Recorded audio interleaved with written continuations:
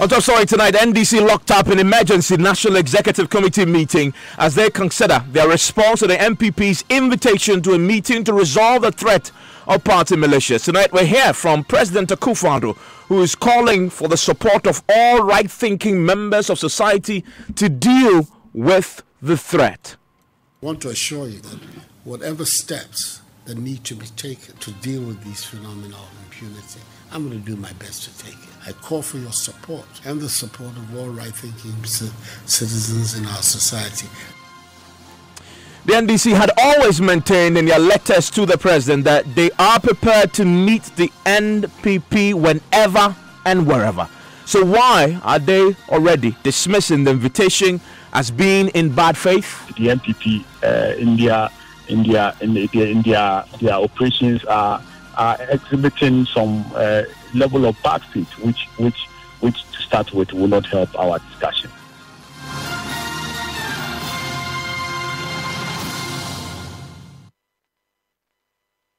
And Top Story is always brought to you by Bond. Your success, our passion, is also brought to you by GASEM, the nation builder. Vodafone, the future is exciting, ready. And Nationwide Medical Health Insurance, your healthcare family. My name is Evans Mensah. The NDC tonight is locked up in an emergency National Executive Committee meeting as they consider their response to the NPP's invitation for them to meet to resolve the threat of party militias. The President Akufo-Addo is tonight also calling on in his own words, on all right-thinking members of society to back his commitment to disband party militias on the day when his party, the MPP, finally, after 25 days, wrote to the NDC. There's a lot happening as far as this is concerned, and we have all that covered for you. We'll be hearing from the NDC the minute they're done with that executive committee meeting. Already we have word from some of the executives, giving us an indication of what they make of the NPP's invitation. They've already dismissed it as being in bad faith. But why? Seeing that their letters to the president, they had indicated their readiness to meet with the MPP whenever and wherever. We're waiting for the outcome of that executive committee meeting shortly, and we'll bring that to you. My colleague Gift Chandu is here. Just before we go onto the phone lines and hear from the NPP, I want to bring you details of the letter that they wrote to the NDC, and this is signed by John Boydu, who is the General Secretary. Gifty, when was this written? Okay, so this was written on the 15th of March 2019, which is last Friday, and it is addressed to the National Chairman, the National Democratic Congress, Accra, and it reads, Evans, with your permission, let me go on. Dear Sir, invitation to a meeting on the subject of disbandment of party vigilante groups. Now that's the topic. It says, on behalf of the NPP, I am pleased to officially invite you, that's the NDC, to a meeting to discuss the menace of political vigilantism, which has gained notoriety in the country, and explore ways of permanently disbanding the various vigilante groups associated with Ghana's two major political parties. It goes on to say that this invitation has been necessitated not only by the President's call during the 2019 State of the Nation address, but also by the legitimate concerns expressed by overwhelming Ghanaians about this menace and the need for the two political parties to do the needful in the interest of the nation. In the next paragraph, it says, you would recall that since the President made this call, our National Chairman, Honorable Freddie Blay, has been engaging your good self in telephone conversations on the subject. We think that the time is now ripe for the parties to hold this crucial meeting, which the whole nation has been looking forward to. And indeed, we have been looking forward to. We've been counting down the days since the President made the call. However, the NDC, in their letters to the President, two so far, have made certain requests that they believe should be preconditions for the meeting. The NPP addresses that in this letter. They do that in the last but one paragraph. They say, we have also taken notice of your request to expand the scope of the engagement to include multiple stakeholders and wish to assure you that the NPP avails itself for this consideration at the meeting, which will afford the two parties the opportunity to agree on the various stakeholders to be invited in the subsequent engagements. So they are open to considering that once the meeting comes up. And indeed, in the final paragraph of this letter, it states that the NPP proposes that this crucial meeting comes off during this week. And Evans, this week, take note of this week because the letter was written on the 15th of March. It says, we propose that this meeting comes off this week at a venue convenient to you. And so we entreat you to, as soon as possible, get in touch with the party when you find a suitable venue for this meeting. Now, the NDC confirmed to us today, around midday, that they received this letter yesterday. Okay. And that's why they are locked up in an executive committee meeting to consider their response to this. However, a Deputy General Secretary, Peter Tokuno, gave an indication of what the party's initial thoughts are on this. I'll bring that to you right now. But let me bring in the NPP's national organizer, Mr. Samir Oku. Mr. Oku, thank you for your time here on Top Story. Thank you for having me, Ever. Before I come to you, we've had some initial reactions from your colleagues in the NDC, but particularly a Deputy General Secretary, Peter Tokuno. I want to quickly bring that to you and ask you your reaction to that as we wait for that executive committee meeting that they are in to be wrapped up to get what their final reaction is. Listen to Peter Tokuno. Clearly, if you see what is in the letter, the MPP still are unable to show the kind of commitment that the people of Ghana are expecting from them in respect of this matter. We are going to have a meeting with them and discuss the roadmap as to who and who we should bring into the discussion. I think that one is rather far-fetched because it is commonplace. The stakeholders that we are talking about are stakeholders that, it's not the NDC that is going to create them. They are institutions that already exist in the system. So we thought that, for that first meeting, we should even have the stakeholders and the moderators in there so that they can effectively moderate who and who should be part of the discussions moving forward. I don't think if we start with the National Peace Council, for example, moderating a meeting between the NPP and NDC, we cannot decide to add any other stakeholder or stakeholders in the future. So it appears that the NPP in their operations are exhibiting some level of bad faith, which to start with will not help our discussions. The party has written to you and they are saying, look, we leave it to you, decide when we should meet, where, I beg your pardon, we should meet, because we want it to be sometime this weekend. So they've left that with you. Why does it seem to be a difficulty to come to that compromise? No, they have done that because they know that the NDC is requesting for a multi-stakeholder meeting. And what the NPP have written and requested for this week is not a multi-stakeholder meeting. If the NPP were committed and they really want to show to the people of this country they see the urgency in eliminating and uprooting this menace of vigilantism, they would have set the place for the meeting, they would have set a time for the meeting, and perhaps maybe one would say that, okay, this political party is serious and ready to meet the NDC. So that is Peter Tokuno there. He is a Deputy General Secretary of the NDC. We just checked again with the General Secretary himself, who is locked up in the meeting right now. But I have with me, as I indicated earlier, Samir Oku with the NPP. Mr. Oku, your reaction to those initial reactions from the NDC? Well, good evening once again, and good evening to your cherished listeners. First of all, the NPP finds the NDC's initial comment very unfortunate and disappointing.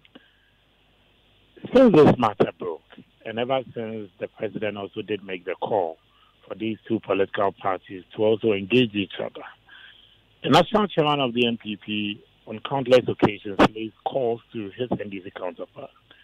They had spoken on phone a couple of times, and they were even getting to a conclusion as to when they were going to meet, because the two chairmen was the considered opinion of Chairman Freddie Blake that when the two chairmen meet, they can also come up with modalities to rope in the executives from both sides, and we can have the parameters drawn.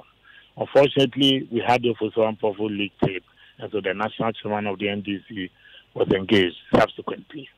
Then we had the NDC saying they haven't received any letter from us, so we had not shown commitment. We were of the opinion earlier that we even needed to have a sideline meeting before we can send an official letter so that we can both agree on what we want to do. That did not happen. The NDC still insisted they need a formal letter before we can even have any discussion whatsoever. Yesterday, in the afternoon, the NPP dispatched an official invitation to the NDC headquarters which was received by the administrator at the NDC head office. And so we were expecting that we were going to get a response from them. We're still waiting to get a response from them. The NPP is open to have this discussion and this meeting this week. The reason why we did not propose a meeting venue and time was that we didn't want the NDC to also come back to us in a theatrical performance to shift the goalpost again. So we are waiting for them. If the venue they decide should be even at their headquarters, we don't mind getting into even that. Mr. Oku, you are seriously suggesting that the MPP is willing to meet the NDC at the NDC headquarters? Oh, we are willing. Whatever be the venue. If it's even former President Mahama's residence, we will avail ourselves. If the NDC wants us to meet them at their party headquarters, we are prepared to drive from Asylum down to meet them at the Adabraka office. We need to end this theatrical performance. The NDC must stop shifting the goalposts. They must show commitment to this growing menace. They have maintained they don't even have any group whatsoever. We have said in the past, and also we do have groups that have given the party a bad name sometimes. As to whether we want to call them vigilantes or militia is another matter. Be as it may, issues of politically motivated violence or politically affiliated violence is on their ascendancy. And so we are asking the largest opposition party to also come to the table. And Evans, we want to place on record, we've left the venue and the time for the NDC. If they so wish that they want us to visit them at their plush at the Braka head office, we are willing to avail. But Mr. Oku, seeing that you are extending the hand of invitation, it's standard practice that you have to fix the venue. In fact, you propose a venue and then you suggest a date.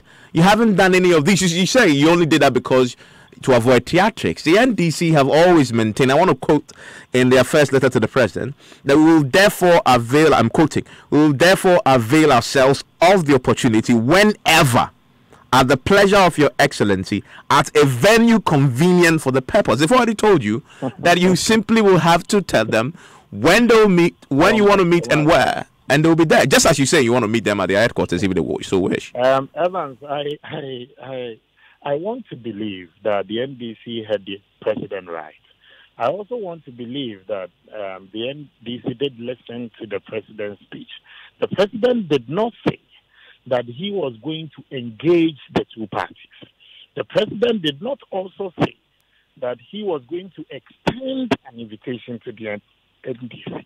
What the president did say and did indicate that he has asked the leadership of the New Patriotic Party to extend an invitation to the NDC.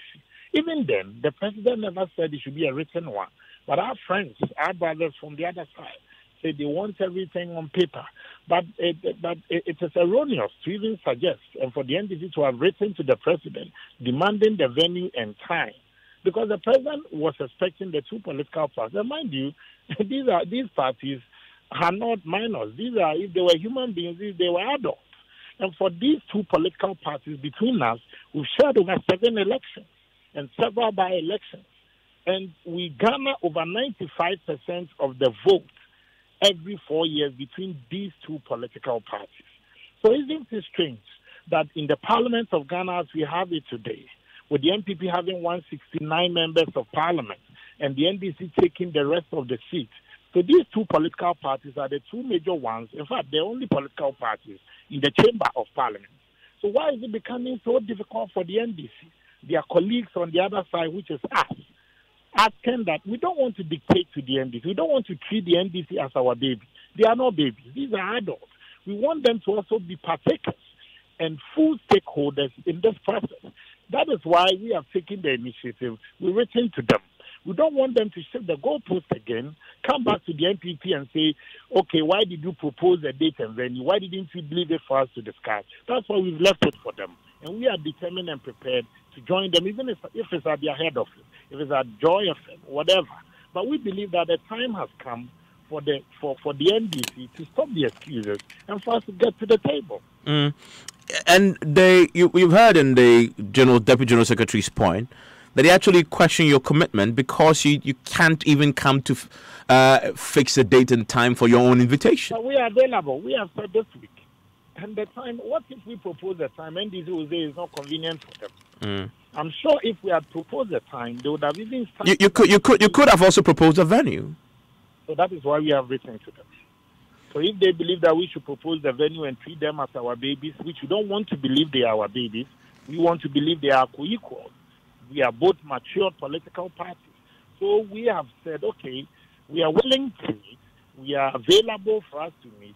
We don't know your schedule. We are available. We have sat down our entire calendar for this week, determined to engage our brothers between yesterday and Friday, close of business on Friday. And we are open for us to meet them.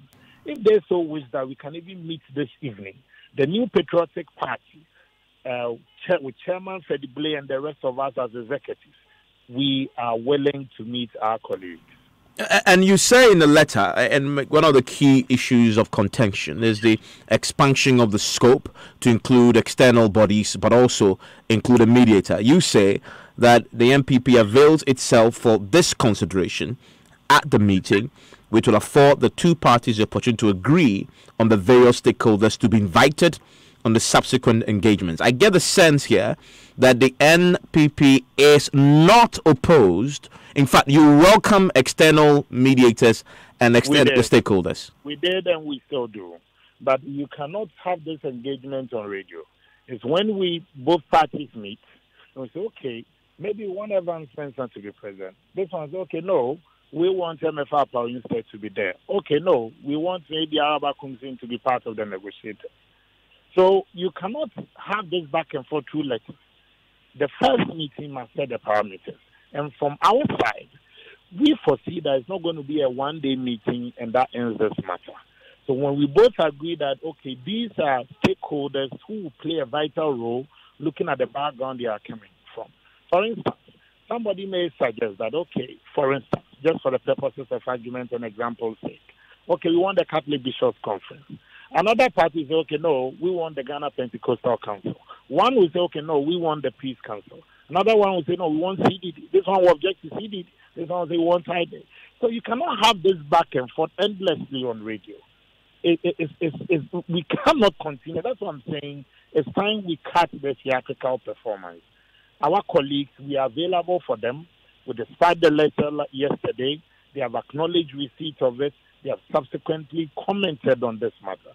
As we speak, they are engaged in a meeting. We hope, and we want to hope, and we don't want to believe they will come out of the meeting saying that, well, we should have proposed venue, so because that is not in it and the time, they are rejecting the offer. We want the NDC to be part. With the president, just as you said, we need to be citizens and not spectators. We don't want them to be spectators to the process. We want them to be citizens as far as helping nip this issue in the bud and resolving it perpetually. I'm grateful that you joined us, Samuel, who is the national organizer of the New Patriotic Party. On the telephone line with me is the Dr. Franklin Odro, who is with the CDD. Dr. Odro, thank you for your time here on Topstory. I seem to have lost him there. We'll bring him back on the line just to get a reaction to what we're hearing now, the back and forth on this matter as the NPP NDC meets on this. But the president has been speaking today on this as well, and has been talking in a meeting with the Ghana Bar Association, says emphatically that he's still committed to the process and that he is now calling on right-thinking members of society to join and back that call and his commitment. Listen to him. The need to uphold the rule of law in our country, address issues of impunity. We're going to have a law-based state. Our actions, both as communities and as individuals, governed by the rule of law. The responsibility cannot only be that of the state. The wider society is involved. Obviously, the state must take a primary role, because the enforcement of laws is squarely the responsibility of the executive in our own constitutional arrangements, and so it should be. And I believe that calling upon the executive to be alive to its responsibilities is an important civic responsibility you're discharging. And I'm sensitive to it and accept the challenge of what we need to do to ensure that our society is not one which condones impunity. And the issue of vigilantism and all of that forms part and parcel of these acts of impunity that we need to deal with. We're dealing with it in difficult circumstances. There's still considerable unemployment for the youth of our country. So it's relatively easy to co-opt, I wouldn't call them innocent, but young people into all kinds of dangerous activities. But we need to come to grips with it.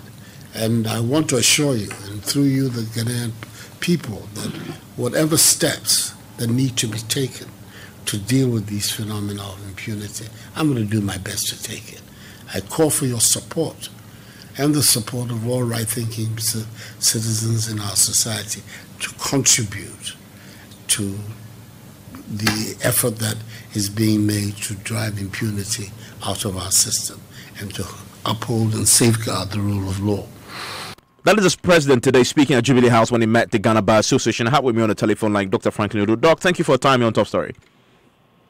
Thank you, Evans, and good evening to you. So finally, the NPP, after 25 days after the president made that initial call in his SONA, they've written to the NDC. The NDC, in its initial comments, reaction to this, have raised concerns about the tone of the letter, saying that its absence, its inability to fix a date, a specific date and time, shows lack of commitment, but also it's in bad faith. They are currently in the meeting trying to come out with a united party position on this. We just heard from the NPP, and they are insisting that they only did not include those specifics because they didn't want theatrics, but they are willing to meet the NDC, even at the NDC headquarters. What's your reaction to the back and forth on this matter? Well, I think first of all, we need to welcome this initiative from the NPP. It sort of puts to rest the earlier back and forth communications that was going on between the chairman of the NDC and the presidency.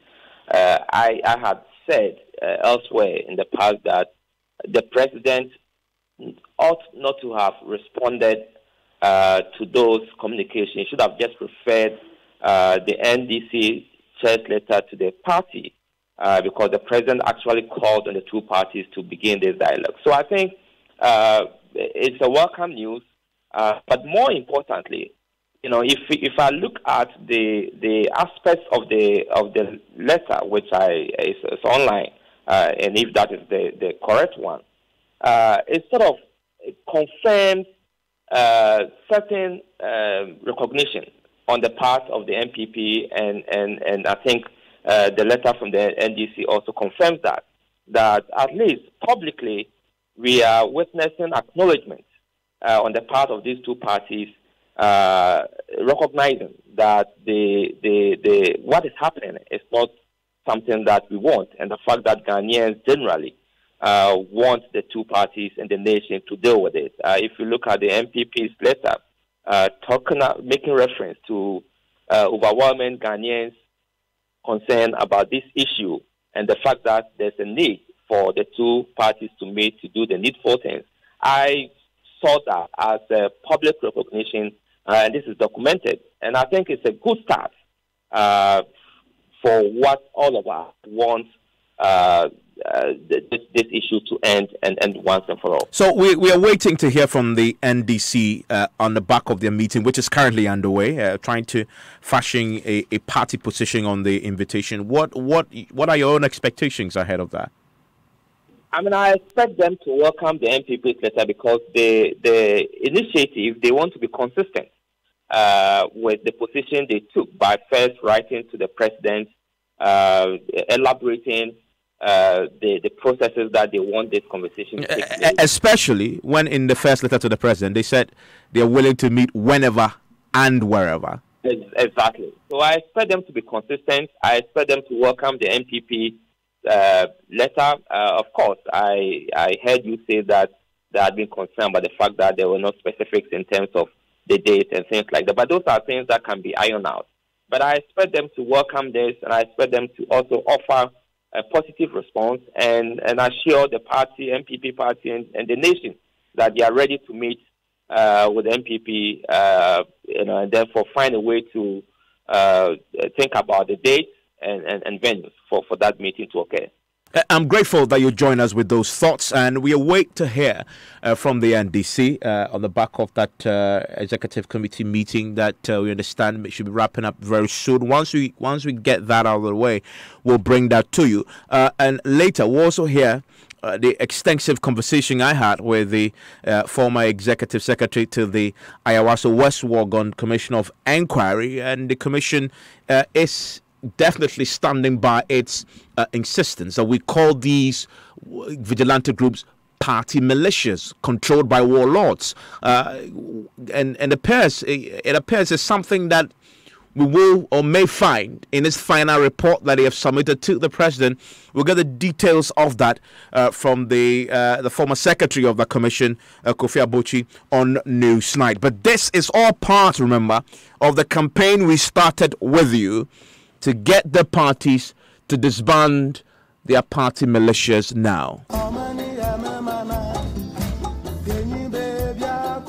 We want you to know that if you don't disband private criminal militia groups, we will not vote for you because we are scared. The time has come for us as a political class to say that this development is not good for the future of this country. The NPP has been guilty, the NDC has been guilty in terms of these groups. And so both the NDC and the NPP will have to find a way of engaging the base of our parties. The NCC will continue to condemn, name and shame all political parties who endorse, support and or identify themselves with any of these groups until these groups are disbanded, word and in deed. If voluntary disbandment by the parties is not feasible, then I will initiate legislation in the matter. Joy News, God bless you. If you were not there, Nana Akufo-Addo today will not be making noise about how to disband vigilante groups. We salute you, Joy. We know them, the individuals in party militias. We know those who fund them. Let's use